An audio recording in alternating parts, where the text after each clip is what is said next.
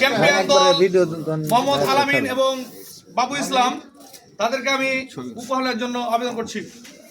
Champion দলের সেরা উপহার আপনারা উপভোগ করছেন।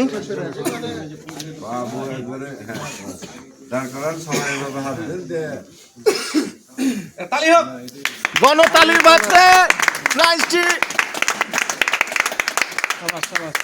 আমরা এখানে উপহার সংক্ষিপ্ত করছি। আল্লাহ হাফেজ। আপনার সবার দাওয়াত থাকলো, কেউ যাবেন না। জোর করে